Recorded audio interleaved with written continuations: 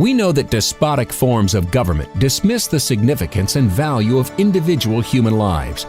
Today, we'll explore some implications of a government's dismissal of the right to life. Brian Johnston is the Western Director of the National Right to Life Committee. He has served in many capacities while advocating for innocent lives, as California Commissioner on Aging, as Chairman of the California Pro-Life Council, on the board of the National Legal Center for the Medically Dependent and Disabled. And now here's our host, Brian Johnston. Welcome back to Life Matters. We're your radio program on life, culture, and the very real battle of ideas. And you are in a raging battle if you're not recognizing it, or if you're ignoring it, or if you feel inadequate. It doesn't matter. It's still here. These are ideas that are opposed to human lives. Human life has been cheapened, and we literally now are surrounded by a culture of death that has weaseled its way into the medical profession. I have on again a good friend, Nancy Valko, who has years of experience, not just talking about this, but hands-on experience in medical ethics. Go ahead on our podcast, lifematters.life. You can see her biography there. We've had Nancy on before, and she's very practical in how you can address these issues. What we're going to talk about today is that inversion of the very nature of medicine. Again, Western medicine was actually brought to us by the Greeks, and specifically through the Hippocratic Oath. When Christianity then impacted Western civilization, Christianity said, this is good. The Hippocratic Oath is a very good standard. And what the Hippocratic Oath says, its brightest demarcation line is this: that I will give no deadly medicine, even if asked. And in like manner, I will not give a woman a pessary to perform an abortion. Pro-abortion people like to say, oh, it's just talking about a pessary, it's just talking about certain chemicals. No, it says in like manner. In other words, euthanizing someone is killing them, and giving a woman chemicals to create an abortion is killing a human being, and Hippocrates knew that. Anyone who seriously looks at childbirth, we've talked about this, the father of modern gynecology was actually Horatio Storer, an American, is the one that actually got all of the abortion laws in every state strengthened because he studied gynecology and childbirth, and he said, my second patient, the child, is not getting legal protection because abortions were being done then. This is after the Civil War. And so he fought for the laws that were then struck down in 1973. So we've known all along that's a human baby that is killed by abortion. And sadly, in the United States now, it's only doctors that can kill babies. Think about that. Plumbers can't. They'll be arrested. Ballerinas can't. They'll be arrested. No, but doctors, they're licensed to kill human babies. And now in the United States, in many states, doctors are now licensed to take lethal action against other patients who are not terminal, but rather they make them terminal using medicine that goes against the very fabric of what medicine is there for, to never harm. And so this is a very, very dangerous situation we're in. I know I've mentioned before, Nancy and I have talked about it, that before the Hippocratic Oath, the doctor was the most terrifying member of society. It was the witch doctor. And you never knew if they were there to help your health or perhaps to kill you. And we're now looking at that. That's why many people in the Netherlands don't want to go. Elderly people in the Netherlands really would rather not go to the hospital because they know what often happens there. So, Nancy, let's talk about this dramatic change and what folks can do about it. And maybe some of the language that's being used. I think we want to equip the listener to understand the language that's being used to change their mind, to be open to killing people with medicine. Well, it's really interesting because in the old days, I grew up with the Marcus Welby and medical center standards of doctors and nurses just doing anything possible to help their patients. Yeah. Where I saw things start to change was in 1968 when the living will was invented. Mm-hmm. And this was supposed to protect patriarchal doctors from keeping people alive forever, which was crazy. We had do not resuscitate orders, which when ethical, we accepted death when it was inevitable. But it changed the way we thought. What happened, though, and it was kind of interesting, as time went on and living wills became more accepted, they found that some people were not choosing the right thing in order death. that they were choosing to live instead. And it was really brought home to me. I had a case a year after 9/11. And I was not as a nurse, but I have worked with a lot of brain-injured people and brought many so-called vegetative patients back to the point where someone once asked me if I was a nurse. Doctors would get mad when I'd work with a patient and they would start to respond. But I was called to see a man who was in the hospital. He was 61. He had been hit by a truck, and he was on a ventilator. And the family said, they say he's hopeless. He'll never breathe on his own. He'll never regain consciousness. We hear you work with these patients. Would you see our loved one? So I did. I saw him. Supposedly he had a CT scan, a CAT scan that showed nothing but black spots all throughout his brain. And they said, what should we do? And I said, well, there's no guarantees, but here are things you can try. And they were simple things that I accidentally found in the 1970s. I would always talk to my comatose patients, and vegetable wasn't a diagnosis then. That's right. It was considered a pejorative term. It still is. And I started working with these people and talking to them, and they started coming back. Yeah. So that's kind of how I got known. So I gave them some ideas. I worked with this man, and they said he's starting to respond a little bit. But the doctor said, no, that's just reflex. Well, pretty soon, they said, we're going to take the ventilator off. And they said, well, we don't want that. We think he's responding. And they told the family, you have 2 weeks to find another facility, or we're just going to do it. First time I'd ever seen this happen. We found a place. We scrambled around. It was hard to find a place that would take someone on a ventilator. And we found a place. He got there. And when I went to go visit him right after he was transferred, I walked in the room and noticed that they had just taken his temperature, and it was over 104. And the nurse who did it looked at me and said, you know the family, what's wrong with them that they keep trying with this guy? I said, why is his temperature over 104? We had him transferred into a hospital. They worked on him. We almost lost him. The upshot of it was 2.5 months after his accident, Jack, I've written about him, that's what I call him, was awake, off the ventilator, able to eat by mouth. He eventually made such a good recovery that a British documentary came over. They wanted to film his story, and they asked me to participate.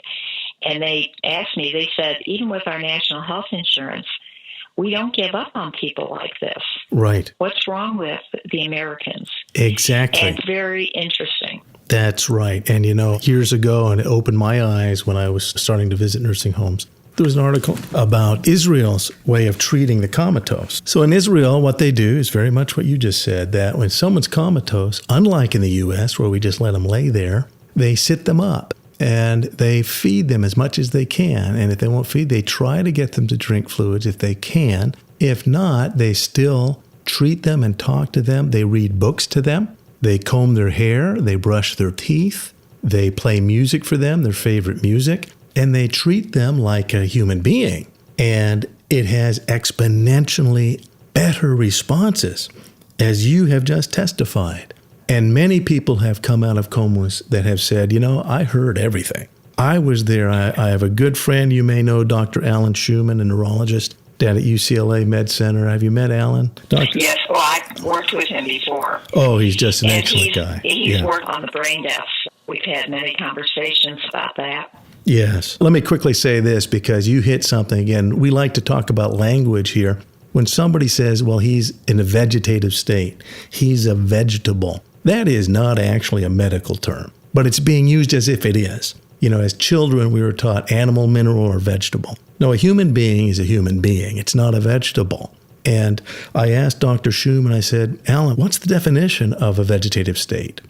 And he said, it's so plastic. It's whatever they want to say. And I said, well, what's going on? Do we know? He said, honest neurologist will tell you, we don't know what's going on. And that's the bottom line. The term was actually invented by Drs. Jenner and Plum in 1972, and their definition was awake but unaware. I would say awake but assumed unaware. Right. In 1971, I took care of a 17-year-old boy. I wrote this up in First Things magazine back in the early 2000s because I used to always talk to my comatose patients. I worked in what is now a level 1 trauma. And we had a young 17-year-old boy came in as close to death as you could be. His pupils were fixed and dilated. He had no response to anything. And the neurosurgeon came in, he looked at him, and he said, let's not even try to resuscitate this kid. Let's make him a do not resuscitate. Mm-hmm. And he's going to die tonight anyway, and it's probably a good thing because otherwise he'd be a vegetable. And I was shocked he said it in front of the patient. Right. And so I would talk to all my patients, and I was teased by the other nurses who said, do you talk to your refrigerator? I said, sometimes. But I said, if hearing's the last thing to go, why not tell them when I'm turning them, you're not going to fall. I'm washing your back. It's 10 o'clock in the morning. It's a beautiful day. Yes. Well, with this young boy, I worked with him, and instead of dying, he got better. He got off the ventilator, and he would move his fingers for me, but not for anyone else, including the neurosurgeon. Right. Who he was still would not respond to pain. And then one day, he said hi to me. I worked with him. He could say hi. So I said, please, for God's sakes, say hi when the neurosurgeon comes in because he thinks I'm crazy. Yeah. So the neurosurgeon came in and I said, Mike, say hi. And he did. Well, then he was transferred out. They said, it's like a miracle. It wasn't a miracle. Shipped him out. 18 months later, this handsome young man walks into our unit. Mm-hmm. Mike had been sent to a nursing home in Illinois. Mm-hmm. He drove 60 miles over to thank us for saving his life. Mm-hmm. And when I told him, you won't remember this, but you used to respond to me, but not to the neurosurgeon. And he got very serious. He said, no, I wouldn't respond to him because I heard him call me a vegetable. Every nurse was then told, you treat every patient like they're fully awake, and we had many more people wake up. That's right. And in nations with a culture that do this, again, Israel is one. I know they were doing that years ago. I haven't seen recent reports. But the response level is great. The medically vulnerable, the innocent are dependent on our care and involvement. Don't expect things to change if you don't change and take action. You're listening to Life Matters. Power. You're pro-life and you want to defend your position, but you're not sure what to say. That's pretty common. So get the facts you need to back up your pro-life position with the Power of 7 app. The Power of 7 gives you effective pro-life replies to 7 of the most common pro-abortion arguments. It's simple, it's easy to use, and it's free. Power of 7. Download it now at thepowerof7.org. The Power of 7, the number 7.org. And now back to more Life Matters with Brian Johnston. Welcome back to Life Matters. We're your program on the right to life, on the culture, and on the very real battle of ideas. I have a very special guest, Nancy Valko. I want to prepare listeners again. And Nancy, there's some language used, and it's regularly used now. And one of the words is futile, that a doctor will come in and tell you about your mom, your dad, your Uncle Bill. Well, this is futile. I want to examine the meaning of that word and how it's really being used. Well, what's interesting with that is many hospitals have futility policies. These are policies where if a family member, the families decide they want the patient treated with basic life-sustaining care or whatever, they can have an ethics committee that will overrule them. Yeah. We've seen it actually in law in Texas, and they've talked about it in other states too, where it's not the person, it's not the family, it's the doctor, the institution that actually decides when enough is enough. Yep. And there's a lot of problems with this. We even have this happening in Catholic hospitals. And here in Missouri, we had a case where a baby with trisomy 18, which is not Down syndrome, it's another kind of syndrome, the family wanted him treated, and he got sick when he was like 3 months old. And they went to the hospital, and all of a sudden he got bad, and no one did anything. And they're saying, well, aren't you going to do something? His oxygen's going down. And he died, and they didn't know what happened. They found out the hospital had a futility policy. Their child was made to do not resuscitate without them knowing, and he was being given comfort feeds, which means non-nutritional feeds, so that he would die. Yes. Instead of suing, they went ahead and were trying to get a law passed in Missouri called Simon's Law that will make it mandatory that people be told about futility policies. This is the most outrageous thing. They talk about the right to die. It's not the right to die. It's becoming the duty to die. And if you don't make the right choice, the choice will be made for you. And I have served on many ethics committees. And I remember when I first started on them, somebody would say something, and I'd say, was this about money? And they go, oh, of course not. By the time I left, I'd say, is this about money? And they'd say, well, of course. Yeah. We hear a lot about wasting scarce healthcare resources. That's right. And I've seen it happen even with cancer patients. I've seen where it has happened, where cancer patients get pneumonia and no antibiotic is ordered, even though the patient wants it. That's or right. had wanted it, had never signed a living will. They said because they're going to die of something anyway. It might as well be now than later. That's right. And what they're saying, understand, they'll say it's about futility care. That's a lie, because what they're saying is that, yeah, the care isn't effective. No, that is the opposite. The care that they could provide is actually very effective. Giving someone food and water and nutrition, that's how you stay alive. That's how I stay alive. It's effective. What the futility... Yeah, they're referring to a human being. It's all about quality of life, That's not right. life itself. The original meaning of futility, we knew about this in nursing school. We knew about this in the 60s. And futility was something that could not benefit the person or impose extreme burdens that the person didn't want. That's right. It was never about quality of life. That's right. Now that's exactly what it's about. That's right. And that's what makes it so dangerous. And even the AMA, who talked about supporting futility policies, couldn't really list what would be considered futile. That's right. So let me give examples for people. Just think of this. Someone has had a heart attack, and as you know, it's very common to bring the paddles. And so they bring the paddles again and again and again. Well, we know that at a certain point, if everything has been done, and after the 70th, 80th time, then that's what's called futile. It's from the English language. Something that's futile means it's not having an effect. And so they're applying that, though, to other medicine that is having an effect. It's just they don't want the person to live. So they're using your confusion about, medicine is just, we're using medicine too much and unnecessarily. No, it's in fact very necessary and very effective for that vulnerable person. It'll keep that child, in the case of the Down syndrome child, it would have kept that child alive if they had given them effective nutrition, but they had given orders, no, because we believe that life, that individual human being is futile. This is an insidious and deceitful use of language. It's intellectually dishonest. It's being used on you. They're trying to convince you to buy into that. If you're not prepared, when it happens in your family, you won't know what to say or do. Be prepared. And it's really important to speak up. In 1982, during the Baby Doe incident, where a child with Down syndrome and an easily correctable fistula in his throat that is routinely taken care of in babies, Yes. the parents, instead of doing it, decided that the baby should die and refused surgery, and a judge held him.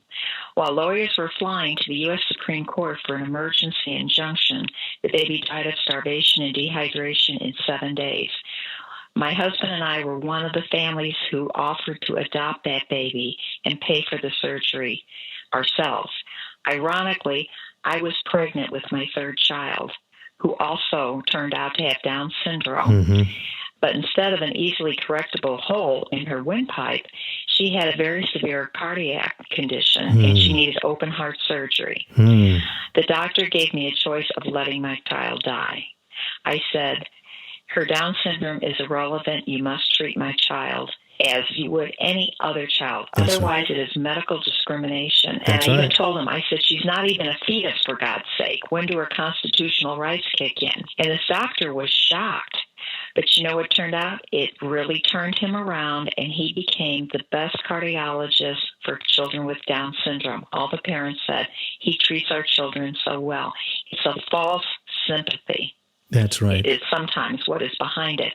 And it's a very small step from saying, I wouldn't want to live like that, or I wouldn't want a child like that, to no one should live like that or have a child like that. And it's that attitude which is so dangerous. Yeah, and literally they're saying, let's kill this child. Listeners of this program know, and if you follow the news, you know, this is happening. The nation of Iceland proudly announced they kill every child that's designated having Down syndrome. And they're proud they don't have Down syndrome in that nation. I have dear friends with Downs.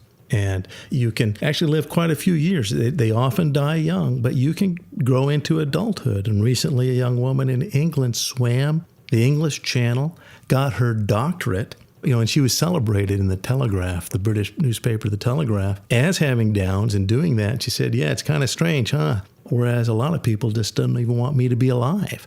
And that's the tragedy. We cannot allow that attitude. And if someone has a disability, we really prefer them dead. And yet that idea is very much with us and surrounding us. Once again, we have to wrap up. And Nancy, it's always great to talk with you. I want to remind people that in November 18th at Biola University, you can hear Nancy and many other speakers. I'll be one, but there's many, many others. And they're there to equip you in the Caring Not Killing conference. Go online to Caring Not Killing and get your information and tickets there. Or go to californiaprolife.org for more information. Nancy, thank you. Thank you again. Thank you so much, Brian. It was a pleasure to be with you.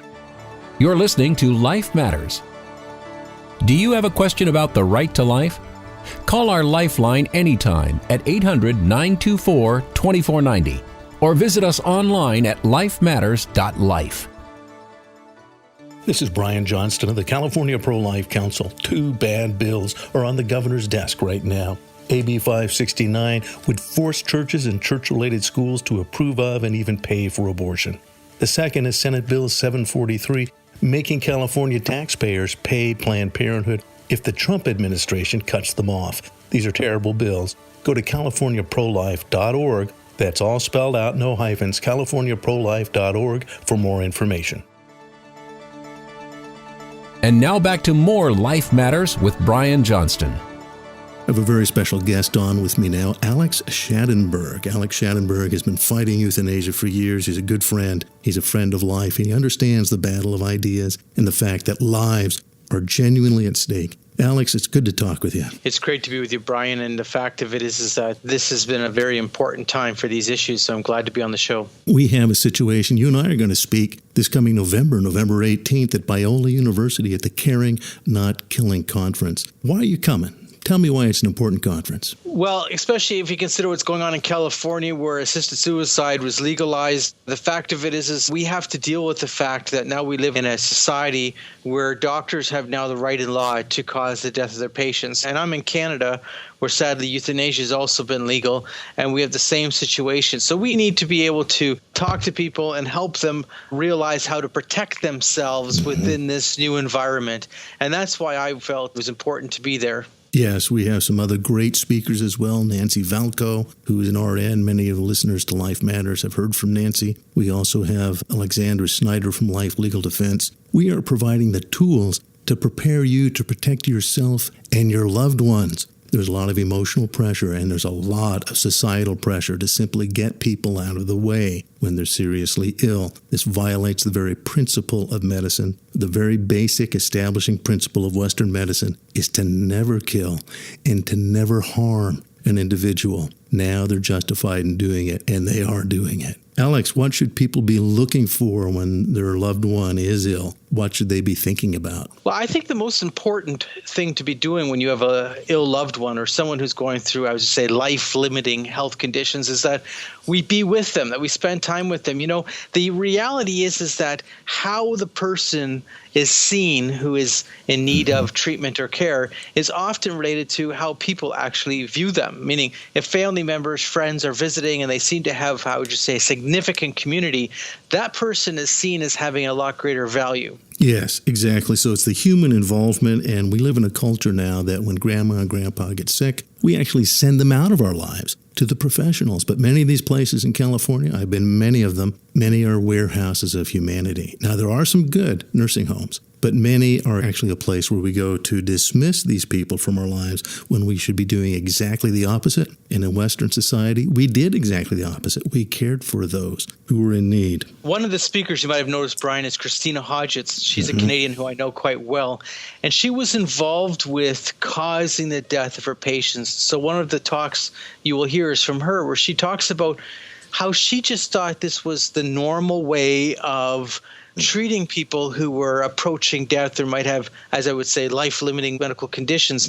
And then she woke up and she realized what she was doing, and she had to leave her nursing profession because she realized she couldn't be part of that anymore. Wow. And the fact that she had a conscience and could see through the fog. And again, a lot of this is presented in an emotional fog, and our society has descended into that fog. Some of the topics that we'll be facing will be human life, its resiliency, its tenacity, and its sanctity. Another is hospice and palliative care. Hospice can be very, very good, but not every hospice is. You need to be able to make those distinctions. The concept of futile care. What does that mean, really? Physician-assisted suicide itself, and we'll have a lot of discussion of that, but also the issue of brain death and organ donation. The right of conscience for good doctors and good nurses. Very, very important. And finally, we'll talk about some of the advanced directives, the protective directives, but some other that are questionable. Post physician orders for life-sustaining treatment. It actually makes the physician the final decision maker. It's not you. And a lot of these things are misrepresented to the average patient. So you have to understand these things. If you're able to go November 18th, that's at Biola University. Go online to Caring Not Killing at WordPress.com. You can register there, Caring Not Killing. Anywhere in California, come on down to Biola. And if you're in some of the western states, Arizona, Nevada, it's not a terribly long drive. This is worth it. Make sure if you care about these issues that you're prepared for this battle of ideas. I'm going to have Alex on future programs. He's just a great advocate for life. Alex, thanks for joining me for this one. Thank you, Brian. Thank you very much. You're listening to Life Matters, your program on the right to life, on culture and the battle of ideas. And remember, if you're standing for the right to life, the facts are on your side.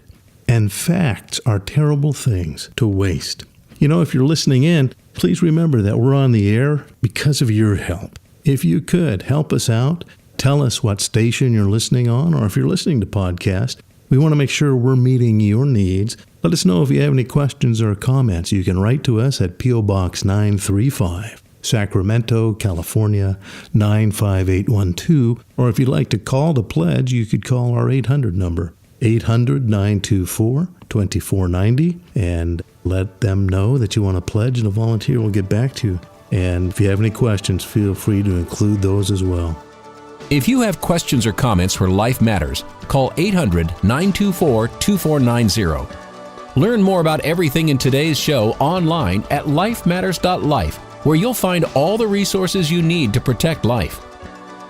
Life Matters is a production of the California Pro-Life Council, the state affiliate of National Right to Life. Wherever you are in the nation, you can find out more at nationalrighttolife.org.